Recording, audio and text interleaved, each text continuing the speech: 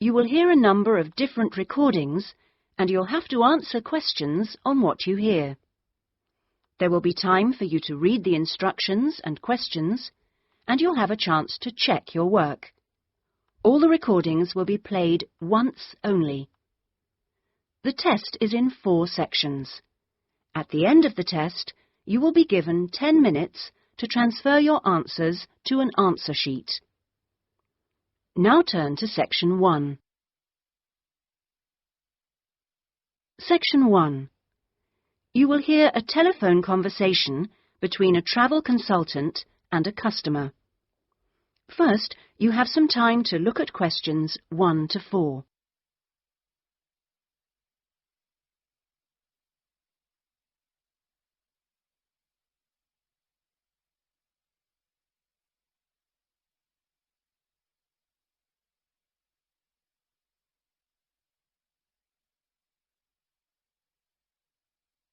You will see that there is an example which has been done for you. On this occasion only, the conversation relating to this will be played first.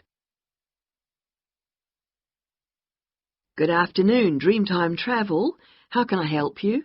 Oh, hello. I'm interested in the holidays you offer along the coast near here. Yes, we operate several tours up the coast. Where in particular did you want to go? Well, I like the sound of the holiday that mentioned whales. Was it whale watching? Oh, that's our whale watch experience. It's very popular, and it's based in a lovely little town with nice beaches. The holiday is called Whale Watch Experience, so Whale Watch Experience has been written on the form. Now we shall begin. You should answer the questions as you listen, because you will not hear the recording a second time. Listen carefully and answer questions 1 to 4. Good afternoon, Dreamtime Travel. How can I help you? Oh, hello. I'm interested in the holidays you offer along the coast near here. Yes, we operate several tours up the coast. Where in particular did you want to go? Well, I like the sound of the holiday that mentioned whales. Was it whale watching? Oh, that's our whale watch experience. It's very popular, and it's based in a lovely little town with nice beaches. Oh, right. And how long does it last? It's 2 days. That includes 4 hours travel time each way from here. Good. I don't want to be away any longer than that. So, is that by coach? Actually, it's by minibus. We like to keep those tours small and personal, so we don't take a whole coachload of people. In fact, we only take up to 15 people on this tour, although we do run it with just 12 or 13. Oh, right. So, do you run these tours often? Well, it depends on the time of year. Of course, in peak times, like the summer holidays, we do them every weekend, but at the moment, it's usually once a month at most. And when is the next one going?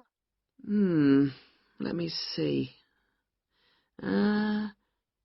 There's one in 3 weeks' time, which is April the 18th, and then we don't have another one until June the 2nd.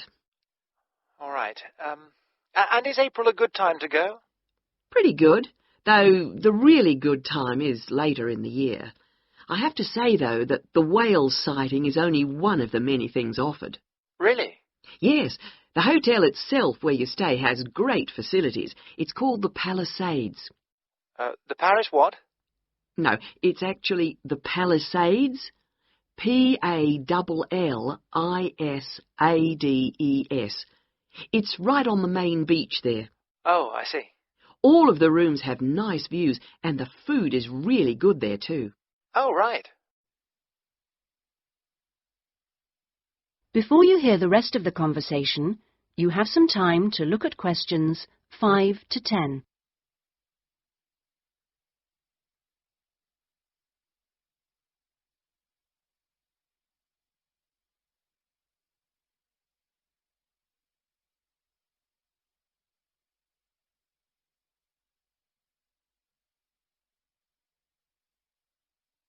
Now listen and answer questions 5 to 10.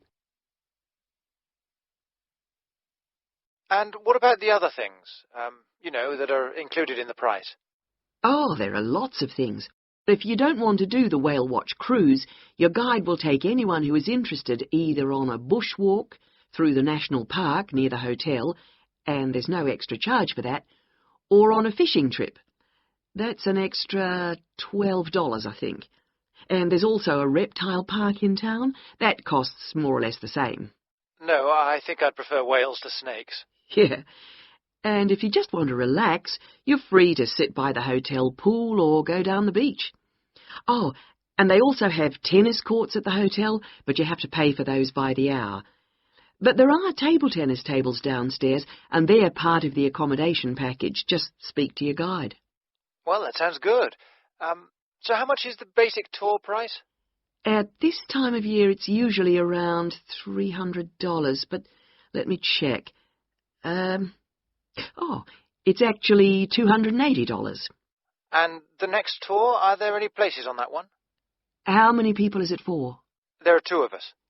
Yes, that should be fine. Can I just mention that we require all bookings to be made at least 14 days before you travel to avoid cancellations of tours?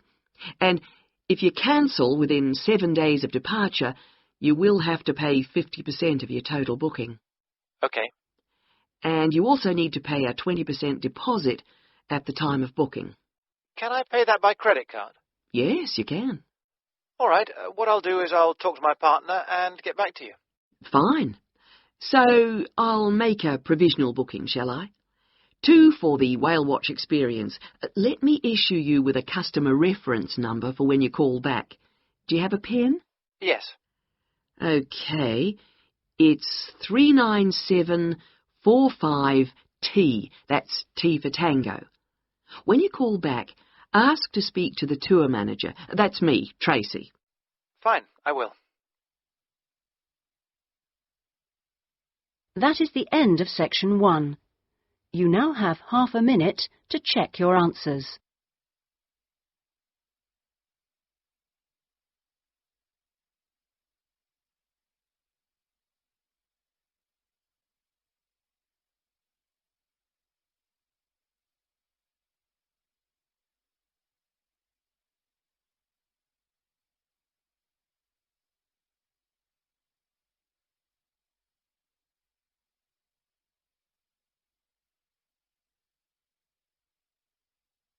Now turn to section 2.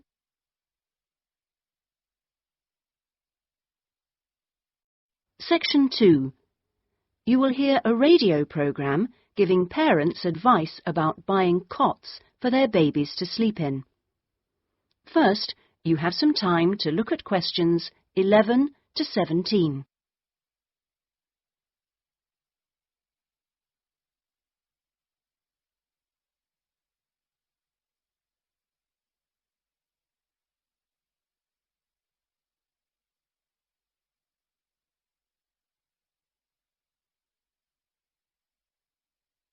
Now listen carefully and answer questions 11 to 17. Hello and welcome to today's Buyer Beware program, where we give you some tips on how to spend your money wisely. Now, in today's show, we're looking at beds for children and babies. Let's start by looking at baby cots. That's for children of up to 3 years old. We tested 3 different cots, all in the budget price range, and as usual, we will feature the good points, the problems, and our verdict.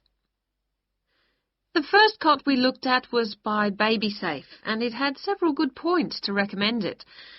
Our testers liked the fact that it had 4 wheels, so it was easy to move around. The only slight problems with this cot were that it had no brakes, but they didn't think that mattered too much. At first they were a bit concerned about the side bar because they felt babies could trap their fingers in it, but our testers felt that this was unlikely to happen, so they've given this one a verdict of satisfactory.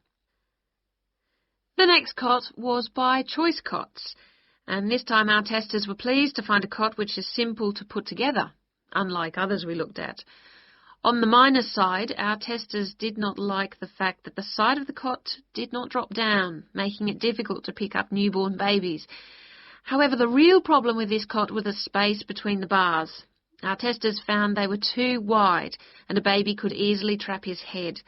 We felt this was a real safety hazard, and so we've labelled this one dangerous, I'm afraid. Before you hear the rest of the programme, you have some time to look at questions 18 to 20.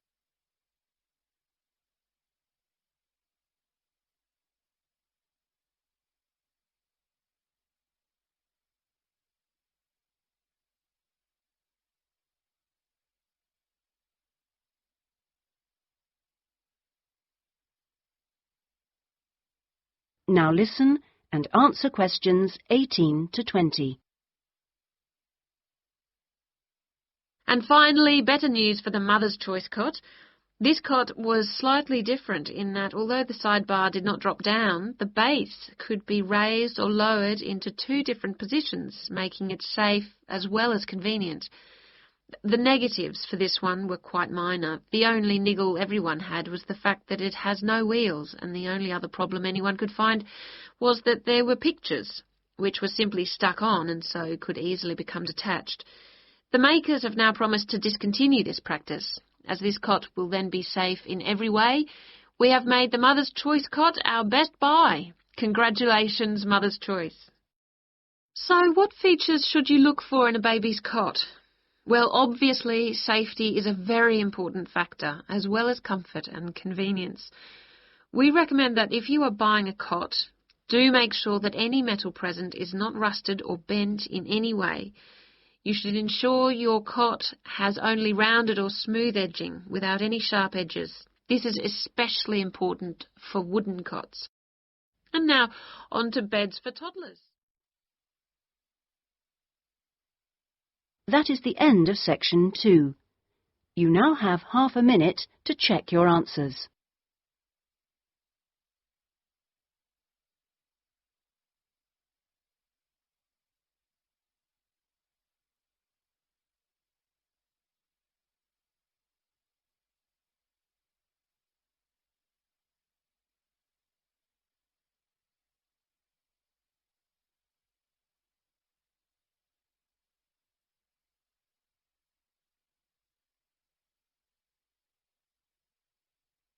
Now turn to section 3.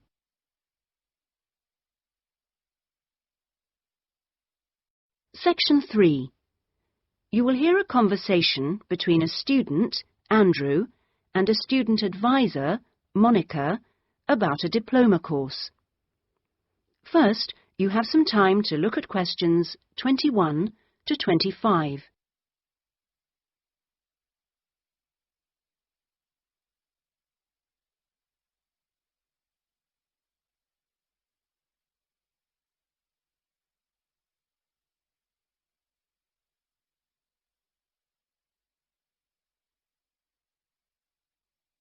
Now listen carefully and answer questions 21 to 25.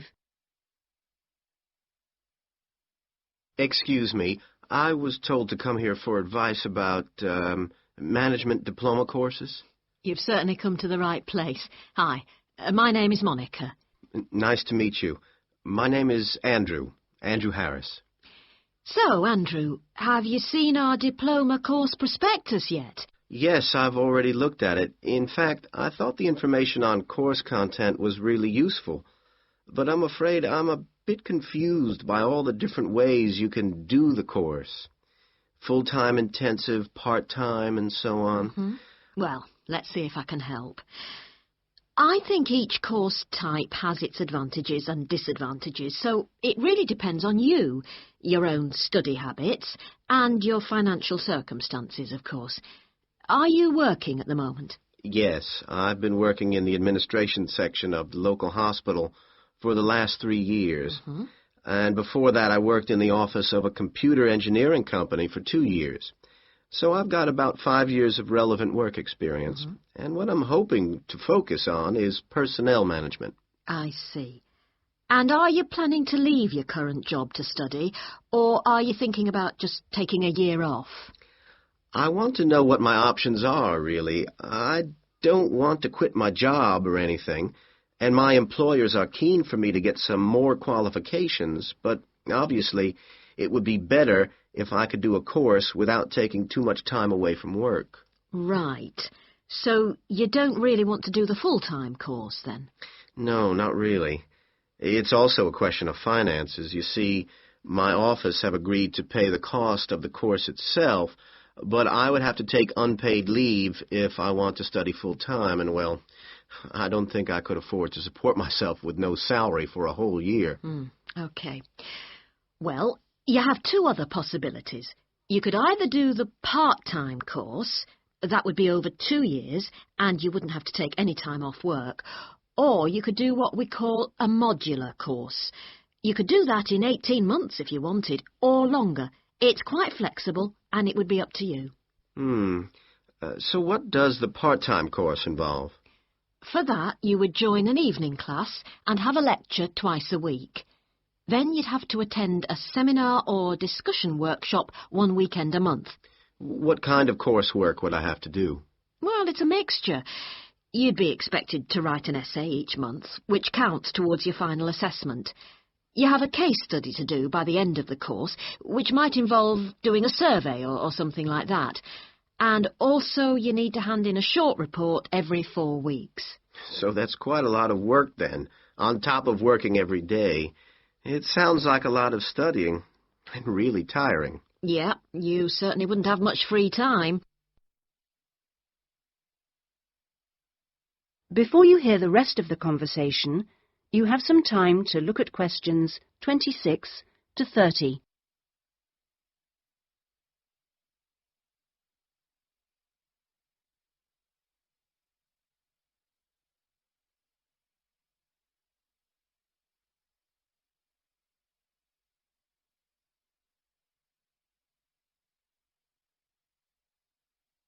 Now listen and answer questions 26 to 30. What about the modular course? What would I have to do for that? Well, that's where you get the opportunity to study full-time for short periods.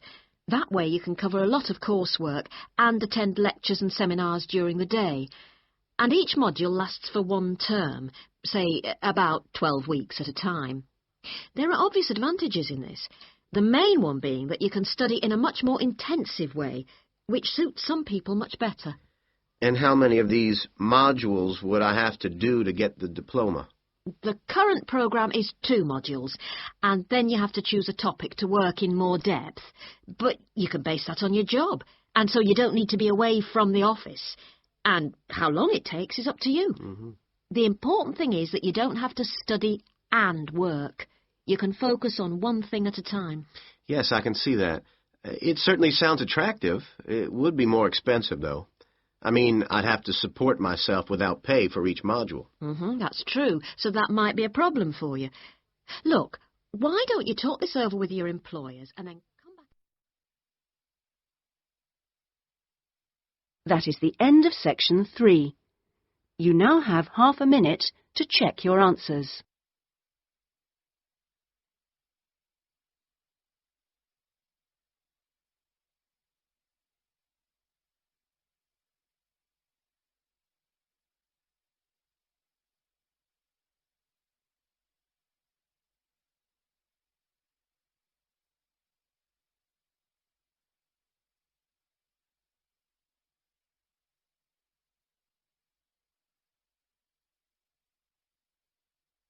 Now turn to section 4.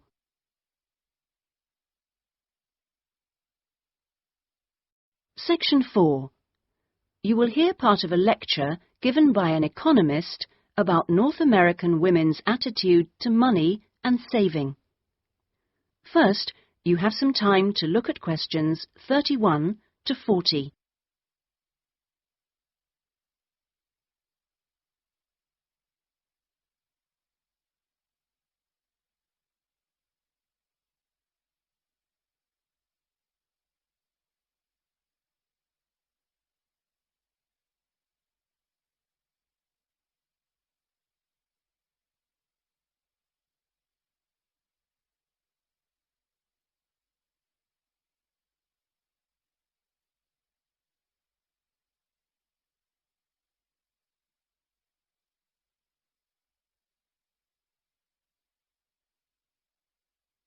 Now listen carefully and answer questions 31 to 40. Okay, so we've been looking at the attitudes of various social and cultural groups towards the management of their personal finances, how important they feel it is to save money, and what they save their money for. One aspect that we haven't yet considered is gender. So if we consider gender issues, we're basically asking whether men and women have different attitudes towards saving money, and whether they save money for different things. Back in 1928, the British writer George Bernard Shaw wrote in his Intelligent Women's Guide to Socialism and Capitalism that a man is supposed to understand politics, economics, and finance, and is therefore unwilling to accept essential instruction. He also said, a woman, having fewer pretensions, is far more willing to learn. Now, though these days people might question a lot of the assumptions contained in those statements, recent research does suggest that there are some quite fundamental differences between men and women in their attitudes to economic matters. Let's look at what men and women actually save for. Research studies of women in North America have found that women are far more likely to save for their children's education, and they are also more likely to save up in order to buy a house one day. The same studies have found that men, on the other hand, tend to save for a car, which, by the way, takes a surprisingly large amount of the household budget in North America. But the other main priority for men when saving money is their retirement. When they're earning, they're far more likely to put money aside for their old age than women are. Now, this is rather disturbing, because, in fact, the need for women to save for their old age is far greater than for men. Let's consider this for a moment. To start with, it is a fact that throughout the world, women are likely to live many years longer than men, so they need money to support them during this time. Since women are likely to be the ones left without a partner in old age, they may therefore have to pay for nursing care, because they don't have a spouse to look after them. Furthermore, the high divorce rates in North America are creating a poverty cycle for women.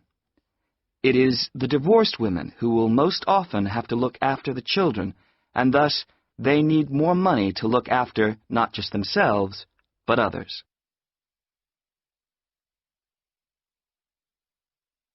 So what can be done about this situation? The population in North America is likely to contain an increasing number of elderly women. The research indicates that at present, for women, it takes a crisis to make them think about their future financial situation. But of course, this is the very worst time for anyone to make important decisions. Women today need to look ahead, think ahead, not wait until they're under pressure. Even women in their early 20s need to think about pensions, for example, and with increasing numbers of women in professional positions, there are signs that this is beginning to happen. Then research also suggests that women avoid dealing effectively with their economic situation because of a lack of confidence. The best way for them to overcome this is by getting themselves properly informed so they are less dependent on other people's advice. A number of initiatives have been set up to help them do this. This college, for example, is one of the educational institutions which offers night classes in money management, and increasing numbers of women are enrolling on such courses. Here, they can be given advice on different ways of saving. Many women are unwilling to invest in stocks and shares, for instance, but these can be extremely profitable. It is usually advised that at least 70% of a person's savings should be in low-risk investments. But for the rest, financial advisors often advise taking some well-informed risks.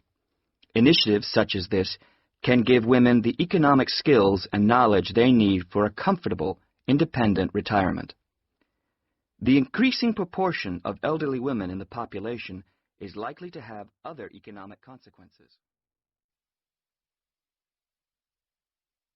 That is the end of section 4.